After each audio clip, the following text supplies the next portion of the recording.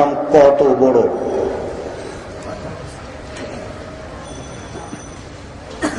আল্লাহ রাসূল বলছেন, আমি যখন মেরাজে গেলাম তো উপরে গেলাম, তখন আমাকে জাহান্নাম দেখানো হলো। জাহান্নামে দেখছিলাম, এইভাবে উকি মেরে যখন জাহান্নাম দেখলাম, তখন দেখলাম যে শুধু নারী আর নারী। জাহান্নামে শুধু নারী পরিপূর্ণ। ওই যে আপনার মেয়ে বেগম রোকিয়া বলেছে যে বাইরে যেতে হবে, ঘরে থাকা চলবে না, পর্দা দেখাচ্ছে বেগম রোকিয়া। বেগম রোকিয়ার পর্দা আপনি জানেন না, শোনেননি? আল্লাহুস সামাদ। বেগম রোকিয়া শিক্ষার নামে কলঙ্ক। আপনারা তার জন্য ক্ষমা চান, আল্লাহ তাকে রক্ষা করুক। জানি না তার বাঁচার পথ কি। সে একজন পর্দা ছিলেন, নারীকে ব্যঙ্গ করছে কিভাবে একটু আপনাকে দেখাই। ট্রেন স্টেশনে অনেক নারী পুরুষ হজে যাবে, তাই কমলাপুর স্টেশনে গেছে। এবার যে পুরুষ নিয়ে যাবে সে একটু বাইরে গেছে, তখন একটা বড় চাদর দিয়ে পর্দা ছিলেন নারীদেরকে এইভাবে ঢেকে দেওয়া হয়েছে। একজন মুরব্বী মুন্সি মানুষ ওখানে দাঁড়িয়ে আছে। এবার স্টেশন থেকে একজন লোক বের হয়েছে, যারা দেখাশোনা করে তারা বলছে, ও হাফিজি, মুরব্বী, ও হাফিজি, এগুলো বস্তা সরাও, এগুলো কিসের বস্তা? এই বলে লাথি মেরে চলে গেল। কিন্তু মহিলারা একটু উচ্চারণ করলো না, উ শব্দ করলো না লাথি খেয়ে। কেন? উ শব্দ করলে পর্দার ব্যাঘাত ঘটবে। যে স্টেশনের লোক মনে করলো এরা হচ্ছে বস্তা। বুঝতে পারেননি কথা? এরা একটা বড় চাদর দিয়ে ওদের ঢেকে দেওয়া হয়েছে, তখন বস্তার মতো মনে হচ্ছে। তো স্টেশনের ঘর থেকে লোকটা বের হয়ে এসে বলছে, হাফিজি, ট্রেন আসছে, বস্তা সরান, এগুলো কিসের বস্তা? এই বলে লাথি মেরে চলে গেল। এটা বেগম রোকিয়া পর্দা দেখাচ্ছেন আপনার মেয়ের।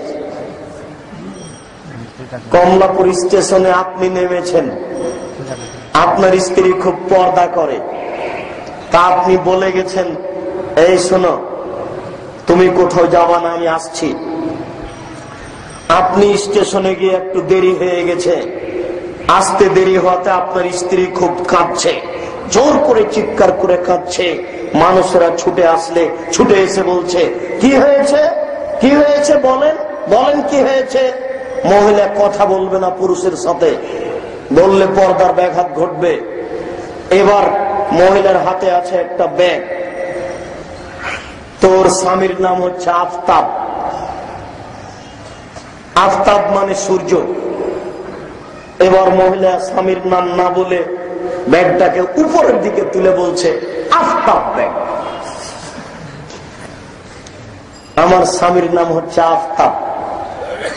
তো ব্যাগ দিয়ে দেখাচ্ছে আফতাব ব্যাগ, মুখে কথা বলছে না। বারবার এইভাবে ব্যাগটা উপর দিকে উত্তোলন করে দেখাচ্ছে, আমার স্বামীর নাম হচ্ছে আফতাব, আফতাব ব্যাগ। মুখে কথা বলবে না, স্বামীর নাম আফতাব।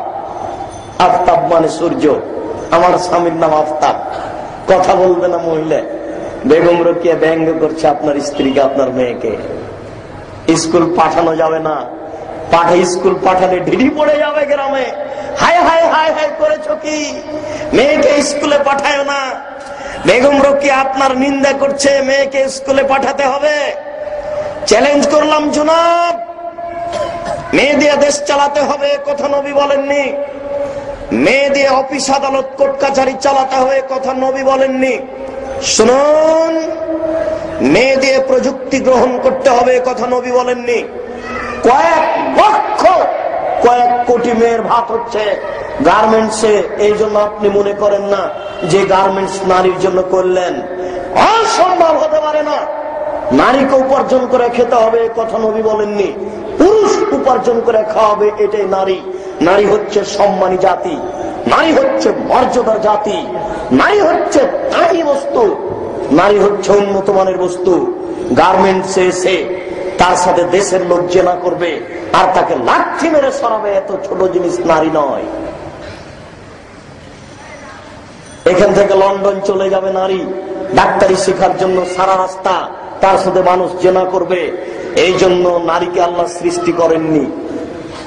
নারী মাঠে যাবে না, এটাই তিনি বলছেন। একজন নারী দেশ চালালে দেশে গজব নাজেল হবে, একজন নারী দেশের দায়িত্বশীল হলে দেশে গজব নাজেল হবে। আরে বাংলাদেশ একটা আশ্চর্য দেশ, এদেশের বড় জন নারী, আরে মেজ জন নারী, সেজ জন নারী।